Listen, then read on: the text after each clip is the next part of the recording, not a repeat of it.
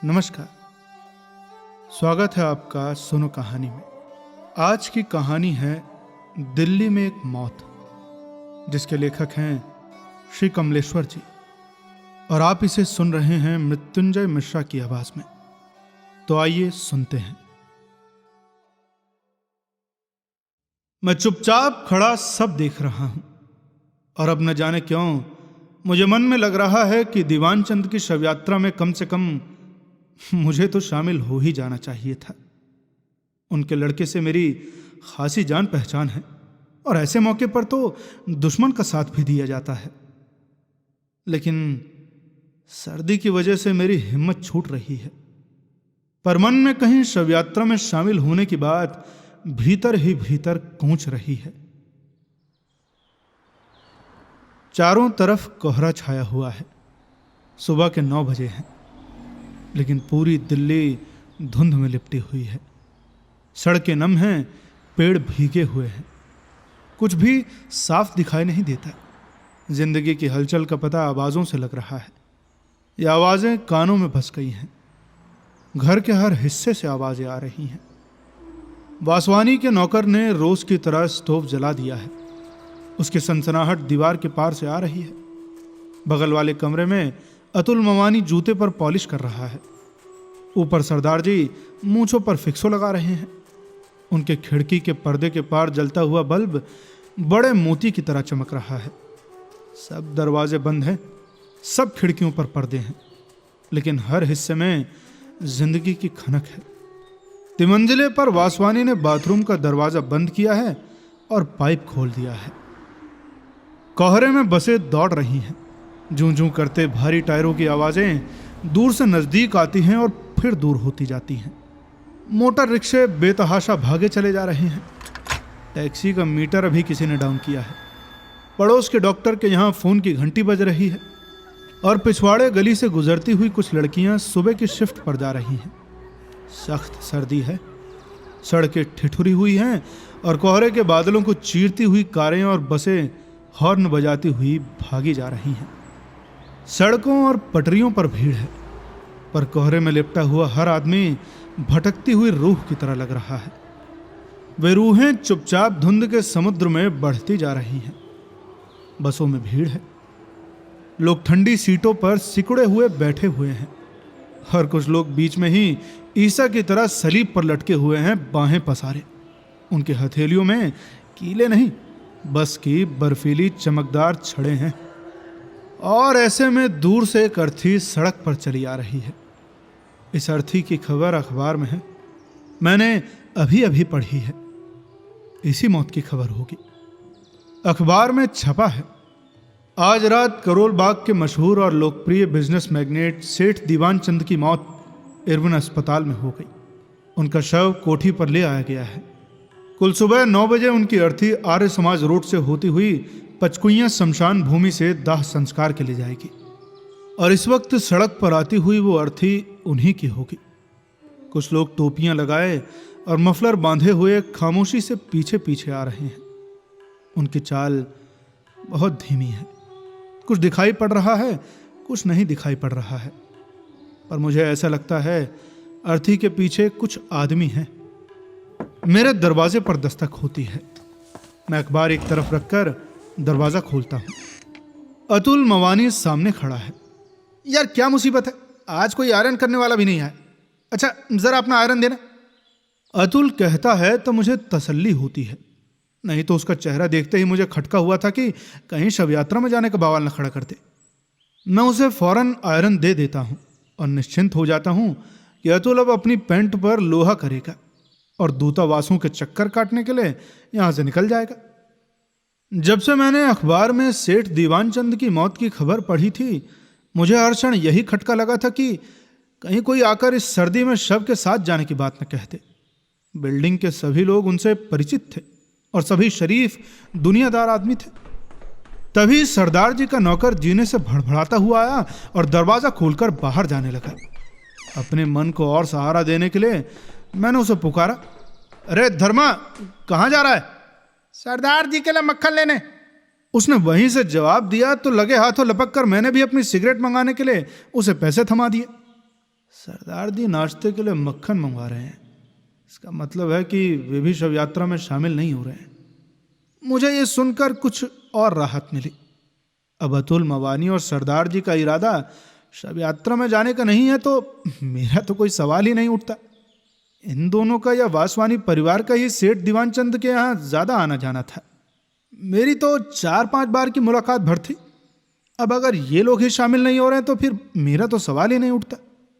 तभी सामने बारदे पर मुझे मिसेस वासवानी दिखाई पड़ती हैं।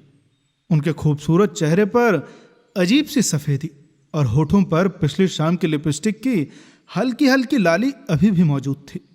गाउन पहने हुए ही वो निकली हैं और अपना जूड़ा बांध रही हैं। उनकी आवाज सुनाई पड़ती है, डार्लिंग जरा मुझे पेश देना प्लीज। मुझे और राहत मिलती है।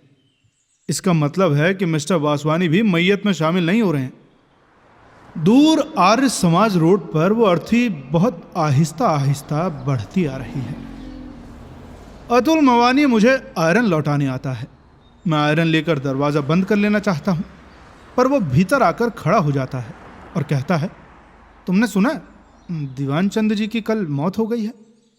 हाँ, मैंने अभी अखबार में पढ़ा है। मैं सीधा सा जवाब देता हूं ताकि मौत की बात आगे न बढ़े। अतुल मवानी के चेहरे पर सफेदी झलक रही है। वो शेव कर चुका है। वो आगे कहता है, बड़े भले आदमी थे दीवानचंद। ये सुनकर मुझे लगता है कि अगर बात आगे बढ़ गई तो अभी शव यात्रा में शामिल होने की नैतिक जिम्मेदारी हो जाएगी। इसीलिए मैं कहता हूं, अच्छा वो तुम्हारे उस काम का क्या हुआ? अरे यार, बस मशीन आने भर की देर है, आते ही अपना कमीशन तो खड़ा हो जाएगा। भाई ये कमीशन का काम भी बड़ा बेहुदा है, पर किया क्या जाए। 8-10 मशीनें मेरे थ्रू निकल गई तो अपना बिजनेस शुरू कर दूंगा।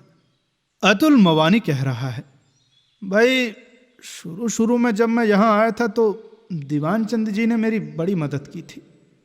उन्हीं की वजह से कुछ काम धाम मिल गया था। लोग बहुत मानते थे उन्हें। फिर दीवानचंद का नाम सुनते ही मेरे कान खड़े हो जाते हैं। तभी खिड़की से सरदार जी सिर निकालकर पूछने लगते हैं, ओ मिस्टर मवानी जी, कितने बजे चलना है? वक्त तो 9 बजे का था साहब, लेकिन शायद सर्दी और कोहरे की वजह से कुछ देर हो जाए। वो कह रहा है और मुझे लगता है कि यह बात शव यात्रा के बारे में ही है। सरदार जी का नौकर धर्मा मुझे सिगरेट देकर जा चुका है और ऊपर मेज पर चाय लगा रहा है। तभी मिसेस वासवानी की आवाज सुनाई पड़ती है, मेरे ख्याल से प्रमीला वहां जरूर पहुंचेगी। क्यों डाला? पहुंचना तो चाहिए, तुम जरा जल्दी तैयार हो जाओ। कहते हुए मिस्टर वासवानी बारजे से गुजर गए हैं। अतुल मुझसे पूछ रहा है, शाम को कॉफी हाउस की तरफ आना होगा क्या? शायद चला हूं। कहते हुए मैं कंबल लपेट लेता हूं और वो वापस अपने कमरे में चला जाता है। आधे मिनट बाद ही उसकी आवाज फिर आती है, भाई बिजली आ रही है? मैं जवाब दे देता हूं, हाँ आ रही है। मैं जानता हूं कि वो इलेक्ट्रिक रॉड से पानी गर्म कर रहा है, इसीलिए उसने ये पूछा है। बूट पॉलिश वाला लड़का हर रोज की तरह अदब से आवाज लगाता है और सरदार जी उसे ऊपर पुकार लेते हैं। लड़का बाहर बैठकर पॉलिश करने लगता है और वो अपने नौकर को हिदायतें दे रहे हैं। खाना ठीक 1 बजे लेकर आना, पापड़ भुनकर लाना और सलाद भी बना लेना। मैं जानता हूं सरदार जी का नौकर कभी वक्त से खाना नहीं पहुंचाता और न ही उनके मन की चीजें ही पकाता है। बाहर सड़क पर कोहरा अभी भी घना है। सूरज की किरणों का पता नहीं है। कुलचे छोले वाले वैष्णव ने अपनी रेड़ी लाकर खड़ी कर दी है। रोज की तरह वो प्लेटें सजा रहा है। उनकी खनखनाहट की आवाज आ रही है। 7 नंबर की बस छूट रही है। सोलियों पर लटके ईशा उसमें चले जा रहे हैं और क्यू में खड़े और लोगों को कंडक्टर पेशगी टिकट बांट रहा है। हर बार जब भी वो पैसे वापस करता है तो रेलगाड़ी की खनक यहां तक आती है। धुंध में लिपटी रूहों के बीच काली वर्दी वाला कंडक्टर शैतान की तरह लग रहा है और अर्थी अब कुछ और पास आ गई है। नीली साड़ी पहन लूं क्या? मिसेज वासवानी पूछ रही हैं। वासवानी के जवाब देने की घुटी घुटी आवाज से लग रहा है कि वो टाई की नॉट ठीक कर रहा है। सरदार जी के नौकर ने उनका सूट ब्रश से साफ करके हैंगर पर लटका दिया है और सरदार जी शीशे के सामने खड़े पगड़ी बांध रहे हैं। अतुल मवानी फिर मेरे सामने से निकला है। पोर्टफोलियो उसके हाथ में है। पिछले महीने बनवाया हुआ सूट उसने पहन रखा है। उसके चेहरे पर ताजगी है और जूतों पर चमक। आते ही वो मुझसे पूछता है, तुम नहीं चल रहे हो? और मैं जब तक पूछूं कि कहां चलने को पूछ रहा है, वो सरदार जी को आवाज लगाता है, अरे आइए सरदार जी, अब देर हो रही है, 10 बज चुका है महाराज। 2 मिनट बाद ही सरदार जी तैयार होकर नीचे आते हैं कि वासवानी ऊपर से ही मवानी का सूट देखकर पूछता है, ये सूट किधर सिलवाया? अजी उधर खान मार्केट में। बहुत अच्छा सिला है, टेलर का पता हमें भी देना। फिर वो अपनी मिसेस को पुकारता है, अरे अब आ जाओ डियर। अच्छा मैं नीचे खड़ा हूं, तुम आओ। कहता हुआ वो भी मवानी और सरदार जी के पास आ जाता है और सूट को हाथ लगाते हुए पूछता है, लाइनिंग इंडियन है? इंग्लिश? बहुत अच्छा फिटिंग है यार। कहते हुए वो टेलर का पता डायरी में नोट करता है। मिसेस वासवानी बारजे पर दिखाई पड़ती हैं। अर्थी अब सड़क पर ठीक मेरे कमरे के नीचे है। उसके साथ कुछ एक आदमी है। 1-2 कारें भी हैं जो धीरे धीरे रेंग रही हैं। लोग बातों में मशगूल हैं। मिसेस वासवानी जूड़े में फूल लगाते हुए नीचे उतरती हैं तो सरदार जी अपनी जेब का रुमाल ठीक करने लगता है। और इससे पहले कि वे लोग बाहर आ जाएं, वासवानी मुझसे पूछता है, आप नहीं चल रहे? आप चलिए, मैं आ रहा हूं। मैं कहता, पर दूसरे ही क्षण मुझे लगता है कि उसने मुझसे कहां चलने को कहा है। मैं अभी खड़ा सोच ही रहा हूं कि वे चारों घर के बाहर हो जाते हैं। अर्थी कुछ और आगे निकल गई है। एक कार पीछे से आती है और अर्थी के पास धीमी होती है। चलाने वाले साहब शवयात्रा में पैदल चलने वाले एक आदमी से कुछ बातें कर रहे हैं और कार सर्र से आगे बढ़ जाती है। अर्थी के साथ पीछे जाने वाली दोनों कारें भी उसी कार के पीछे सरसराती हुई चली जाती हैं।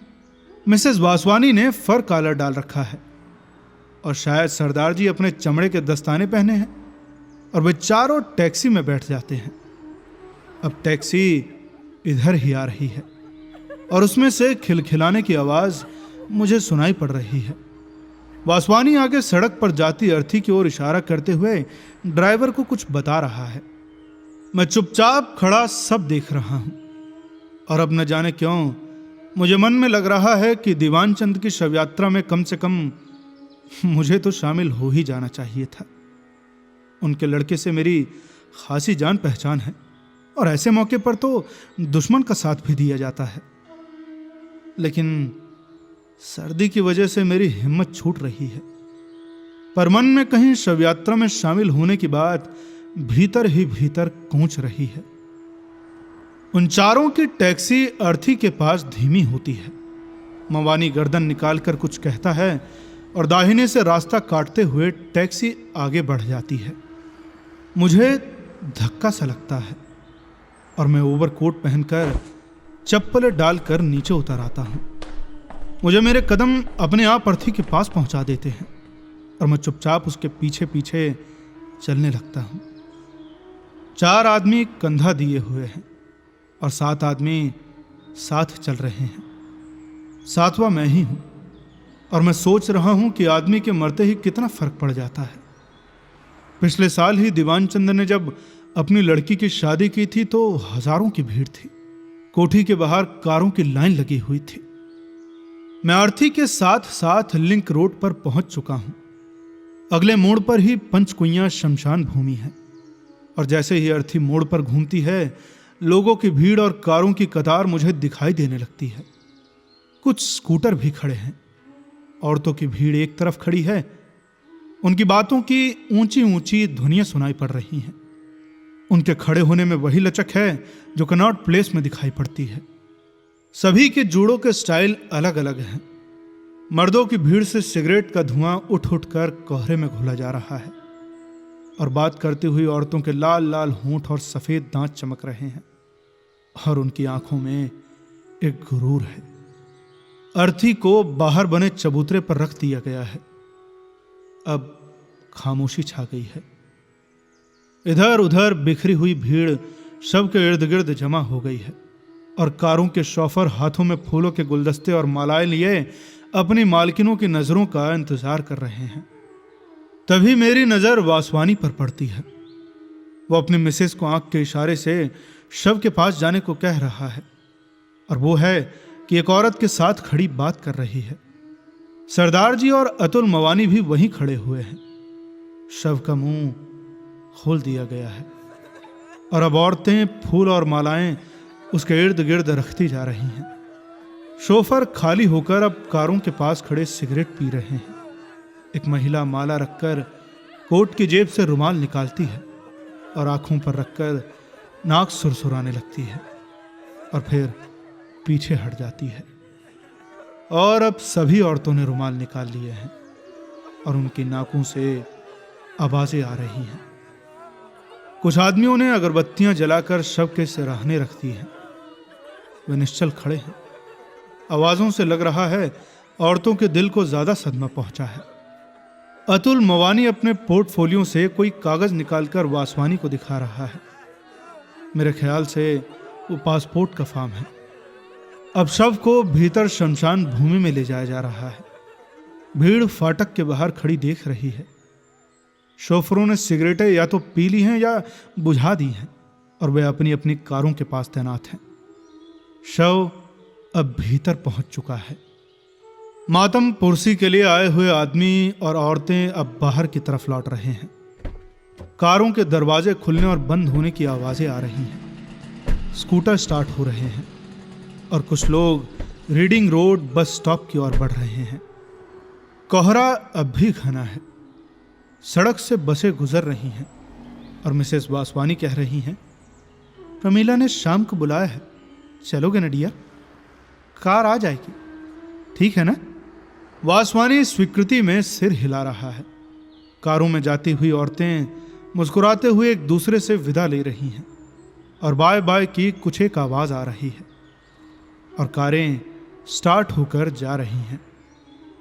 अतुल मवानी और सरदार जी भी रीडिंग रोड बस स्टॉप की ओर बढ़ गए हैं और मैं खड़ा सोच रहा हूं कि अगर मैं भी तैयार होकर आया होता तो यहीं से सीधा काम पर निकल जाता। लेकिन अब तो 11:30 बज चुके हैं। चिता में आग लगा दी गई है और 4-5 आदमी पेड़ के नीचे पड़ी बेंच पर बैठे हुए हैं। मेरी तरह वे भी यूं ही चले आए हैं। उन्होंने जरूर छुट्टी ले रखी होगी, नहीं तो वे भी तैयार होकर आते। मेरी समझ में नहीं आ रहा है कि घर जाकर तैयार होकर दफ्तर जाऊं या अब एक मौत का बहाना बनाकर आज की छुट्टी ले लूं। आखिर मौत तो हुई ही है और मैं शव यात्रा में भी शामिल हुआ हूं। तो कैसी लगी आपको ये कहानी? हमें कमेंट करके जरूर बताएं। मिलते हैं आपसे अगली कहानी के साथ।